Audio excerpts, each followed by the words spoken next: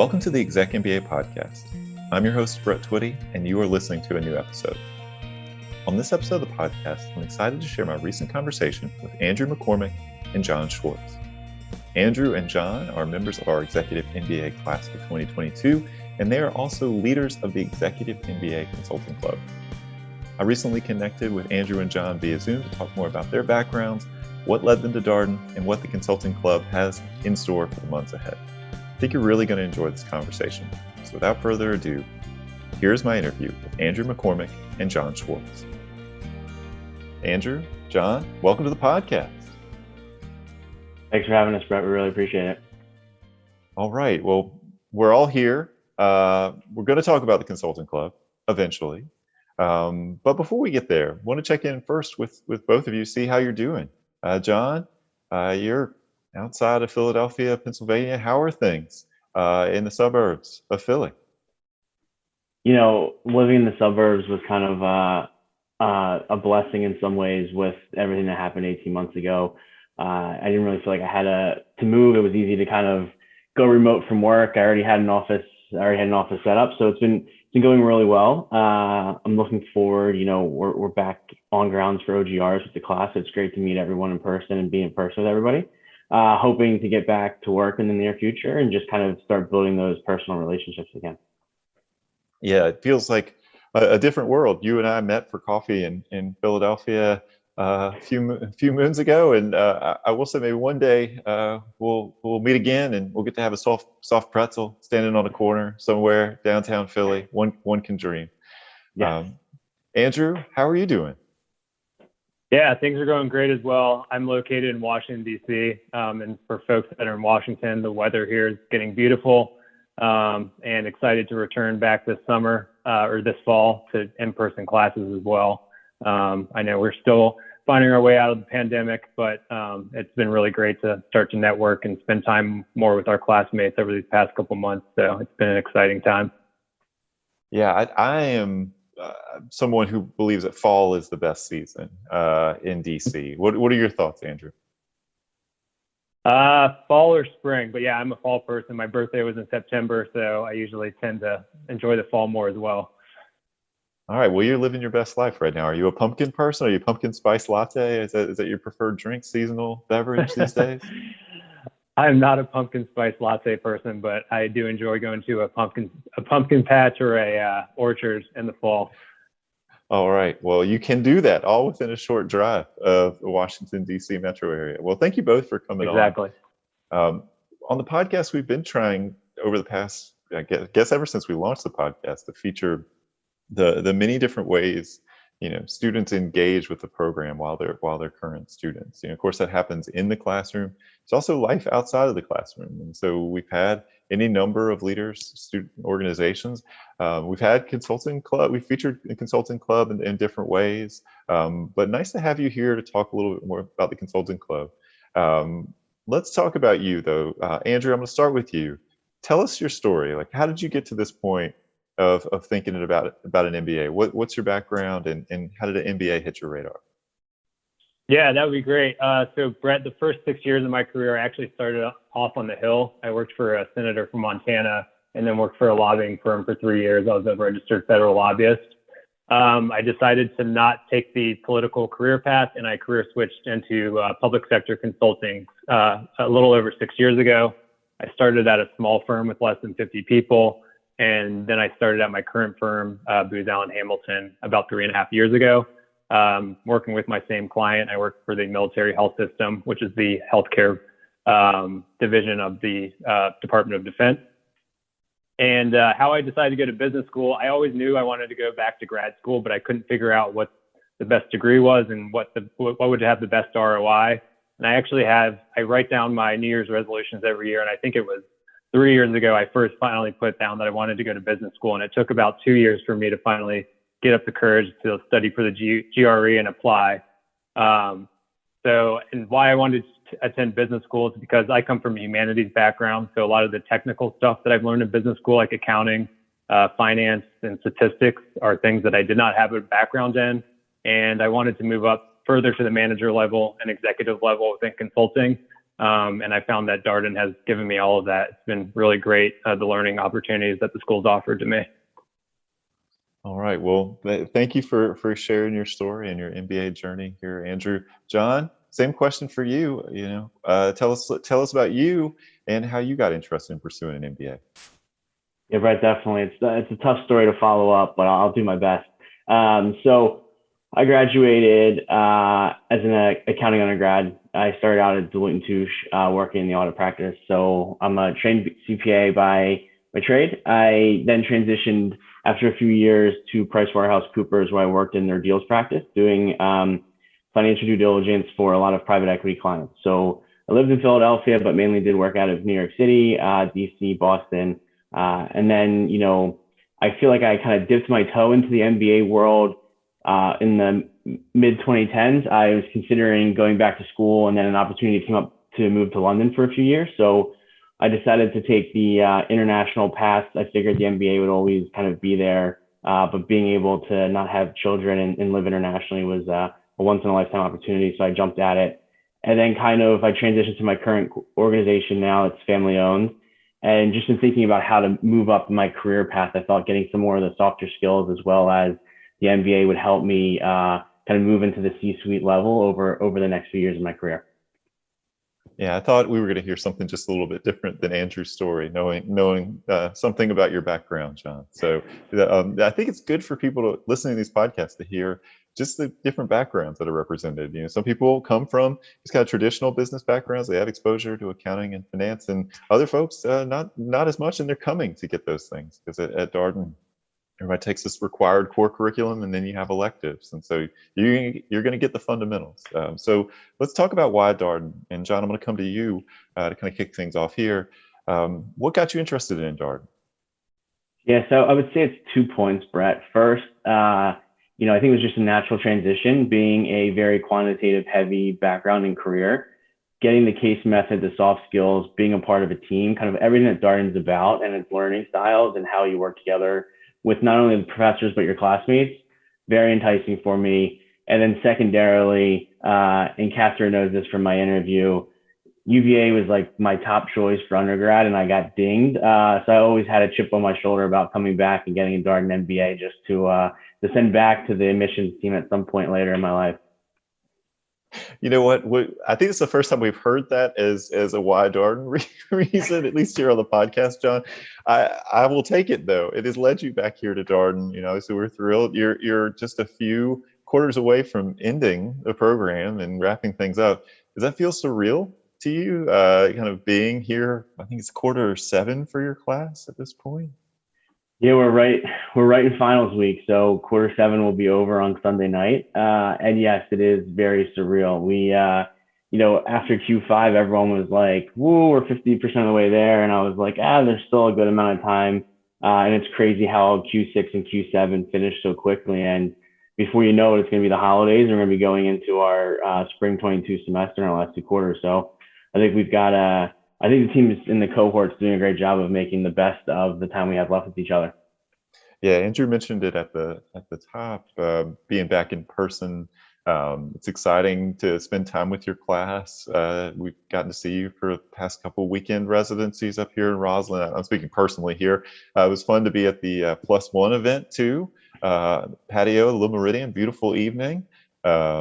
And Andrew, that had to be relatively proximate to your birthday, I would imagine. Did you just kind of think about that event as just an extension of your birthday celebration, that cookout experience, or was it, just maybe all part of a month of celebration? Yeah, I would mention, my family said, hey, what are you doing for your birthday? And I said, I'm actually in school for the weekend. And I said, I'm sorry. And I said, I'd actually rather be in school for the weekend because I'm surrounded by my classmates who have become my good friends. So it was pretty awesome to have my birthday actually on a OGR weekend. So I did not mind at all. Well, we planned it that way, Andrew, just so yeah. you know. So coming to you with the same question as John, why Darden? Yeah, so I visited 6 schools, and UVA was actually my number 1. I knew that it had really good general management program, and I knew that it's one of the only few schools that teaches only by the case method, which is a very important and strong skill to develop, especially when you are looking at consulting firms or a career in consulting. And I was actually initially interested in the full-time program, and by happenstance met a alumni from Darden that did the executive program. And after speaking with him, I agreed that it would probably be a better idea to stay at Booz Allen and be able to get the Darden MBA while doing the executive program. And I've been really happy about it. I've been able to take what I learned in the classroom and apply to my client work at my firm. So that's been a really valuable part of doing this program. And here you are, also exams. Sorry, apologies from podcast folks for putting this during your exam week, but maybe you feel like you have a little bit more flexibility. I don't know. But here you are, exams for quarter 7. You've got 3 more quarters and LR2 after this. So the end is near. How does it feel? Yeah, it feels weird. I actually wrapped up my exams early last evening, and it's weird I have folders for each quarter on my Outlook, and it was weird to just close up Q7 and think I have 3 left. And I mean, as John said, the holidays go by fast, and then, it'll be spring before we know it, and graduation. So I'm starting to get kind of melancholy about it all. Well, that is the thing that happens. I mean, people are always excited to have a little bit more time back in their schedule, or maybe a good chunk of time. We're always telling prospective students this is probably about 15 to 20 hours per week, but that can vary depending on where you are in the program, sometimes all the other things that you have going on. But to a person, excited to have the time back, but there's also like a bittersweet element. You're moving through this experience with a group of people. You get to know those people really well. To your birthday point, Andrew, the relationships that you build, that's a big part of this. So how, Andrew, you started to talk about this as kind of taking from school back to work, and maybe bring things from work and talking about it with folks at school. What's been the impact of the program for you so far? How have you felt yourself grow over this experience?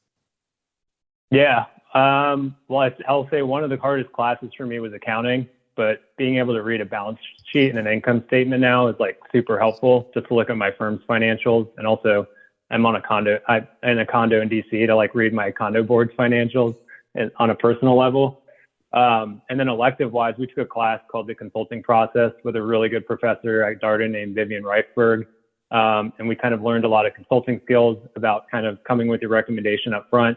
And when I brief my client now at the Department of Defense, I use a lot of those skills when I brief now and build my decks and consulting. So I found a lot of the skills in that class I've been able to apply to work.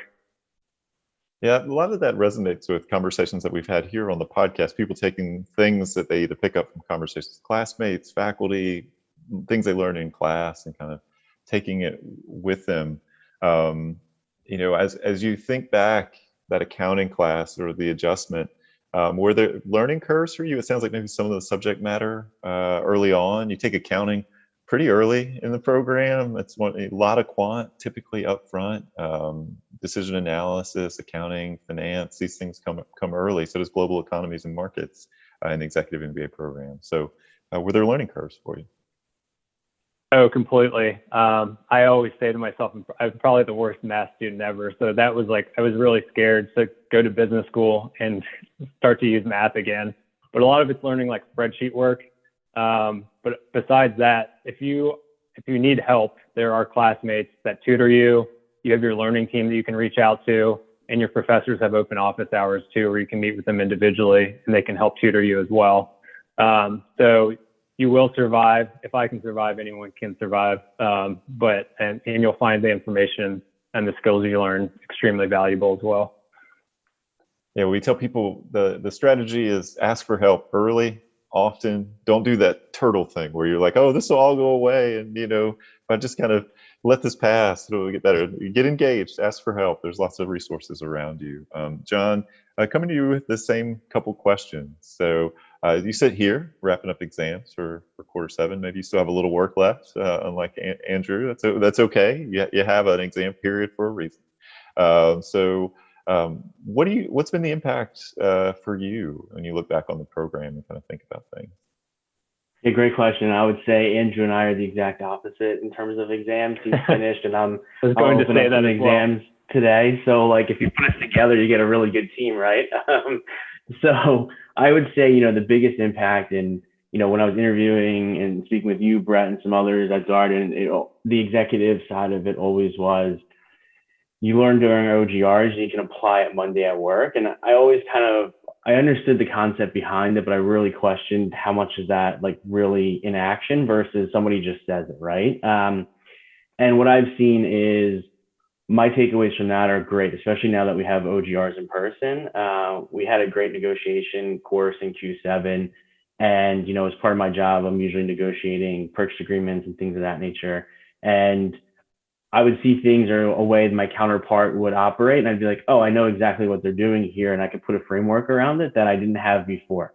I had like the gut instinct of what was going on, but I couldn't say, okay, this is what they're doing, and this is how I applied to like best counteract their approach to get the best outcome for our side. So I would say that was a great outcome, and I would also say, I know for like Andrew, the quant side, I came in and, accounting for me already having my CPA, I kind of always joked with our professor, like, can I just bypass this course? Like, can I just test out? Is there ways to do that without actually going to class every day?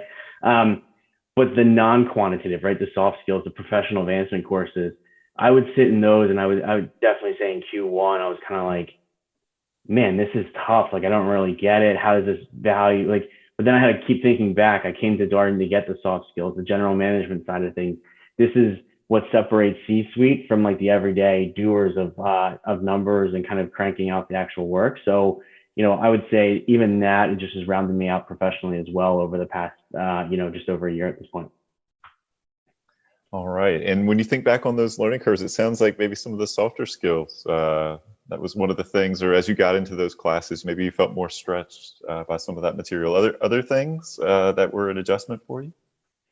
Yeah, I would say just time management, right? I think before we even start, right, you get access to the Career Center, which has been kind of great. And in one of my first discussions, they always ask kind of like, what's your flaw? And I was like, I'm a perfectionist, right?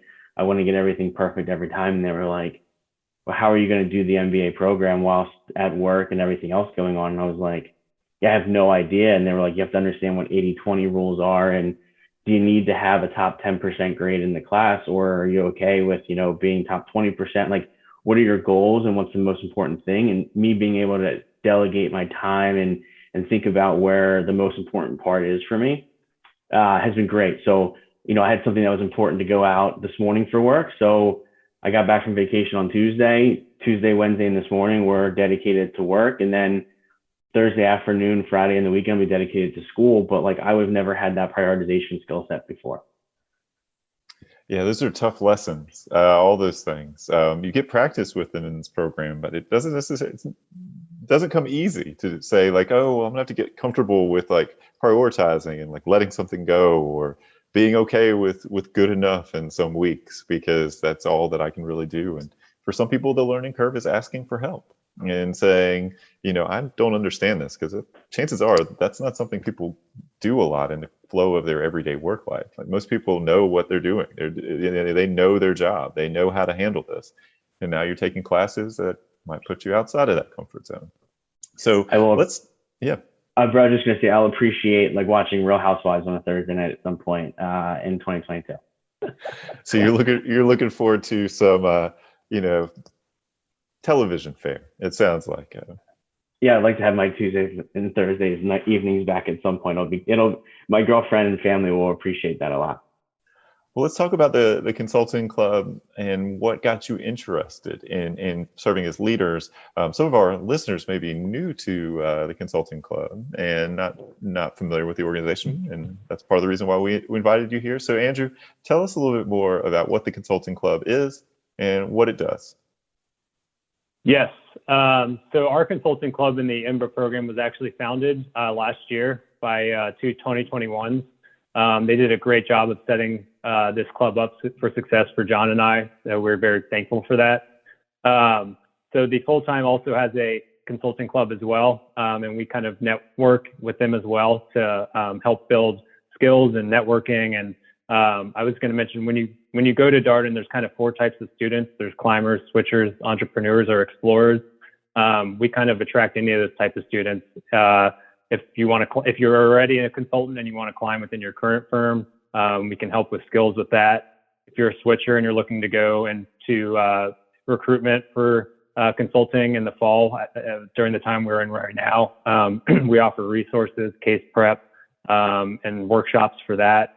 And if you're an explorer as well and just kind of want to learn about the consulting industry, John and I kind of serve as point of contact to speak with other students who are interested in consulting, who want to know the different types of industries, what are the differences of the firms, what's the difference between strategy and implementation consulting, and we're able to like kind of answer those questions for other students too.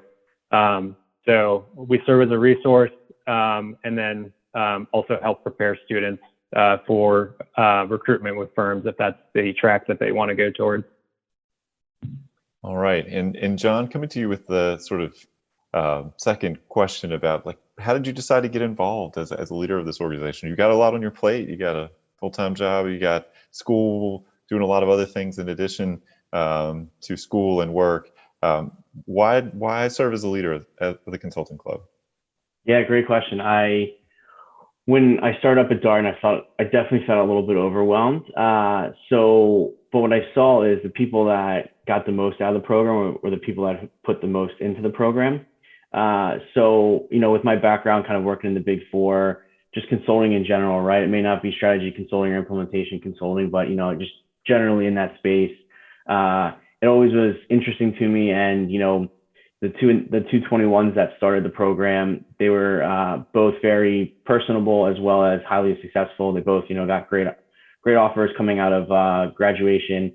So I kind of looked at it as there's a way that I can almost take a leadership role and also give back, right? When people are asking, hey, John, what is it like working at Strategy End? Sure, I never worked at Strategy End in PwC, but I know enough people there that I know what they do, right? So I thought it was a good stepping stone to being more involved in school, getting to know a good subset of individuals that have very diverse backgrounds, as well as kind of being able to help people think through their career options and where they really want to land over time. Yeah, I should probably give a shout out to Nicole Vidge and Daniel Roberts, who helped found the organization. They are the 2021s that have been referenced here. So, and you're right, they did both find great opportunities. So I just saw Nicole not so long ago on a Network of Executive Women webinar about balancing work life and school. Andrew, similar reason for you to come to like a leadership role in the consulting club, or other thoughts on this topic? Yeah, I knew coming to Darden that I wanted to become involved with the school in some capacity, but I wasn't sure how. And I knew that I kind of wanted to help gain leadership skills as well, not only in the classroom, but outside the classroom at Darden. And kind of stepping in a leadership role with the consulting club helped serve that need. And I also say as well, when we started school, we kind of did a kickoff meeting with the consulting club where I met Daniel and Nicole, and kind of Nicole's has become a mentor to me and also a friend as well. So I kind of wanted to help continue the legacy of what she had started. So that was another reason behind it as well. Yeah, I love that idea. That's always the tricky thing with clubs and organizations, where you have one class where maybe you have a few students that are super engaged. And then the question is always, well, what about the next class and the class after that? And so the continuity can be tricky. But we've reached a point here with, I think, about 7, maybe 8, possibly, executive MBA student organizations. And a number of them kind of structured around sort of career interests. So we got the entrepreneurship club, consulting club. There's a kind of emerging venture capital club too. So it's exciting to see all this happening. So Andrew, I'll stay with you for this next question. What's the consulting club working on right now? What are you looking forward to? Yes, so the class of 2023 just started, and we actually had a club night about a month ago on grounds in Sands and Roslyn. So I kind of took names and introduced and networked with a lot of students there.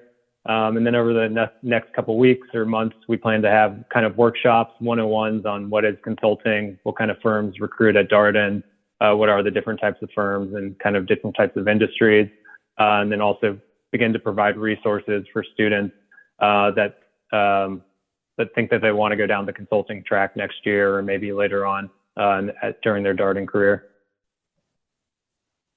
So a lot to come. Yes, the 2023s, you're right, club night. every time I hear that, I always think of maybe something a little bit different than like essentially a club fair, but that is what it was, and it was high energy, a lot of fun, have everybody there together. I think we've been trying to find ways to build connections across classes more. So 2022s and 2023s in this case, and that happened some during the summer.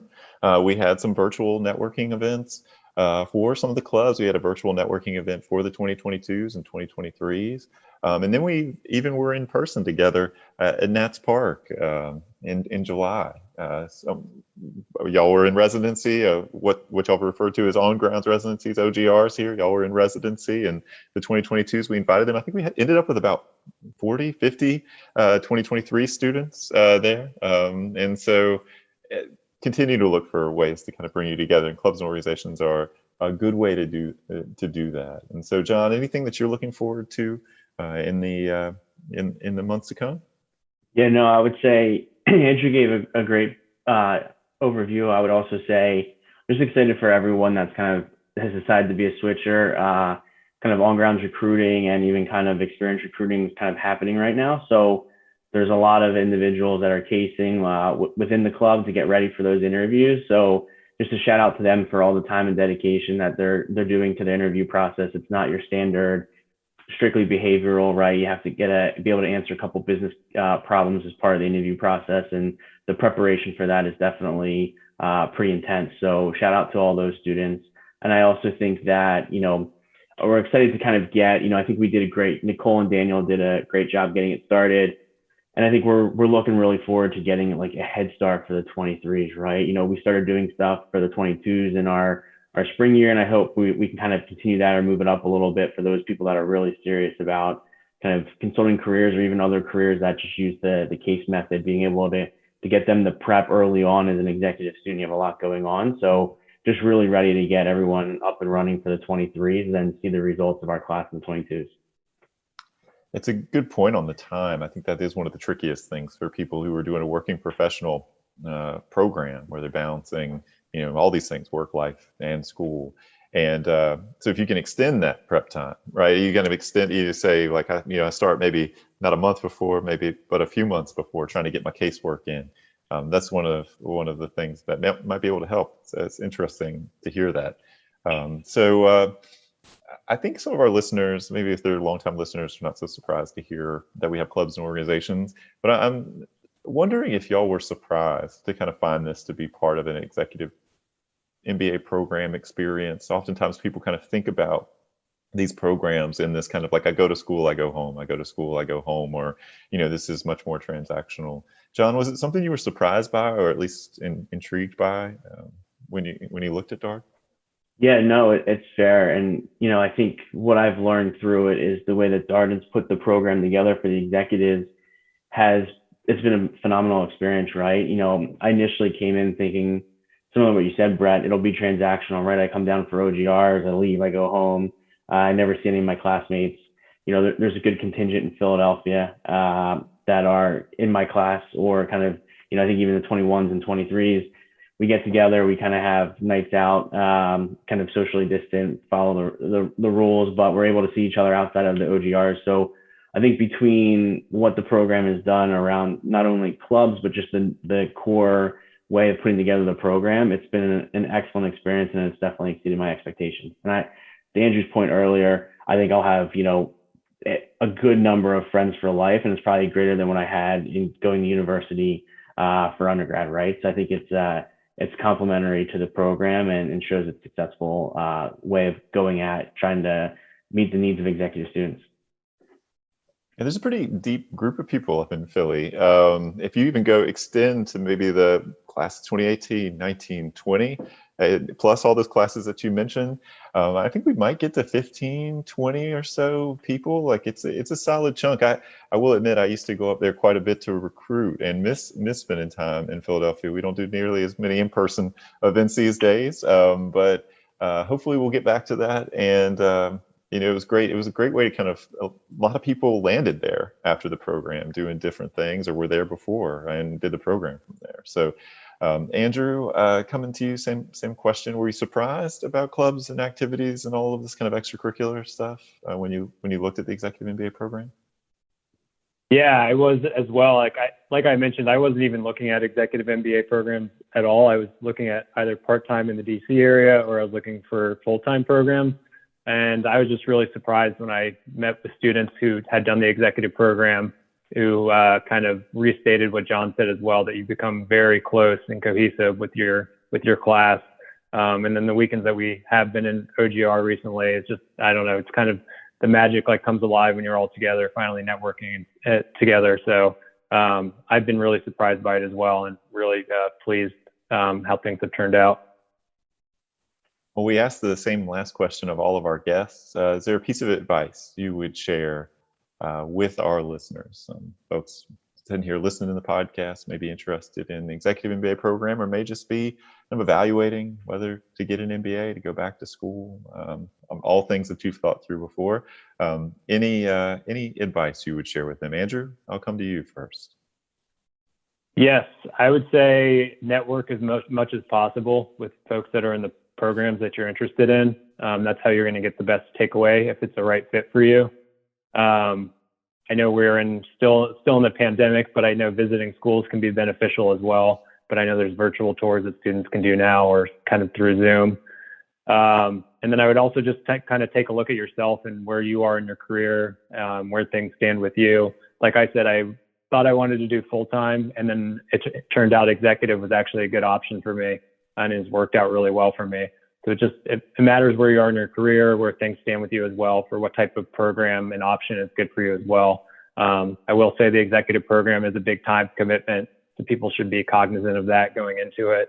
You have to be ready to kind of have an extra 20 plus hours per week of schoolwork. So I would give a heads up on that. No, it's important to note. And, I think one of the things that people are probably picking up on when you listen to this particular conversation is that people do things other than just class and homework, right? So maybe have career meetings, may have clubs and activities. And I think, to the point that John made about prioritization, like a lot of this comes down to like what's important to you in the experience, and how are you ordering those things at what time. And you have a finite resource, time, and so how are you allocating your time accordingly? And so that's going to be different from student to student, but definitely the time management piece is well, it's a learned skill. You might get better at it as you go through the program, but every quarter kind of brings its own challenge, because of course your life will not remain static either. So John, a piece of advice for our listeners? Brett, I think the key thing for me was kind of doing the kind of decision tree analysis. Do I want to do residential or executive? And when I made the decision to do the executive, I think what you really need to think about is what I found is, the Roslyn location has been great for me, being from Philadelphia, right? Talk about the big contingency. I think part of that's because it's a 2-hour drive, right? Like I get down to OGRs, it's not a crazy demand for me. So I would say I'd visit the school, see how the programs work, make sure it's going to fit for your lifestyle. And then I would also say, you've got to think about it from kind of your family perspective, right? Make sure you're going to need support, right? Like my girlfriend, there's times where we have double classes and she's like, why are we eating dinner at 9:30 at night? And she's not happy with me, but she understands it's an 18-month commitment and she got on board with it. So we worked through it. And I would also say the other side of it too is definitely be open. If you're going to do the executive program, talk to your employer about it. My boss is amazing. Definitely makes my flexibility a little bit easier. If I have class at 6 to 7:30 on a Tuesday night, we need to have a call. He'll hop on the phone at 7:35 and we can do it afterwards. But make sure you just have those open conversations, because it is a time commitment. I think if you have those amazing bosses and people that you want to work for and grow with, it can make the program so much easier from a feeling like you can actually be successful and get through it without kind of wanting to cry at some point in time. Yeah, hopefully no tears. We're trying to avoid the tears. Have those conversations early, have them often, help people understand why you want to take this step, bring them into the process. Tremendous advice, all things that we encourage people. I mean, every time we're on an application tips session, we try to reinforce that message, because Even as you're, even thinking about applying to the program, you should be having these conversations at home, at work, just kind of bringing people in. Why are you doing this? What's it going to look like for you? And continuing to check back. Even once you get in the program, it's not like a set it and forget it thing. It's, every time you have an OGR, you come back from it, share what you learned. Every quarter, you're going to get new classes. So you check in with the schedule. And does this work? What do we have coming up at work? What do we have coming up at home? All of those things. So Andrew and John, thank you both for coming on the podcast. It's been great. Andrew, congratulations on finishing exams. John, good luck with your exams. And I look forward to seeing you for the next on-grounds residency. It's been such a treat getting to spend time with your class. Thank you, Brett. And that was my interview with Andrew McCormack and John Schwartz, 2 members of our Executive MBA class for 2022. As always, if you have any comments, suggestions, requests, anything you'd like for us to cover here on the podcast, we're all ears. We can be reached at exec, that's ExecMBA @darden.virginia.edu. Until next time, stay safe, be well, and thanks for listening.